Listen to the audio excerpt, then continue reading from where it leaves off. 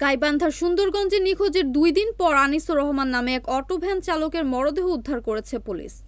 বৃহস্পতিবার দুপুরে উপজেলার বামনডাঙ্গা ইউনিয়নের সাতগিরি শিলপাড়া গ্রামের এক ধানক্ষেত থেকে মরদেহটি উদ্ধার করা হয়। নিহত আনিসুর রহমান ফলগাছা পাইটকাপাড়া গ্রামের মতিউর রহমানের ছেলে।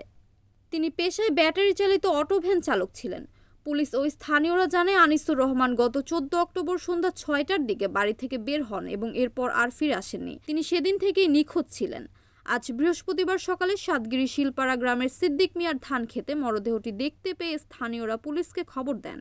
খবর পেয়ে সুন্দরগঞ্জ থানা পুলিশ ঘটনাস্থল থেকে মরদেহ উদ্ধার করে। মরদেহের গলায় পরনের লুঙ্গির একটি অংশ পেঁচানো ছিল এবং সেই লুঙ্গির অংশ গাছেও ঝুলানো ছিল। সুন্দরগঞ্জ থানার ভারপ্রাপ্ত কর্মকর্তা ওসি আব্দুল হাকিম আজাদ বিষয়টি নিশ্চিত করে বলেন, মরদেহ উদ্ধার করে ময়নাতদন্তের জন্য গাইবান্ধা সদর হাসপাতালের মর্গে পাঠানো হয়েছে।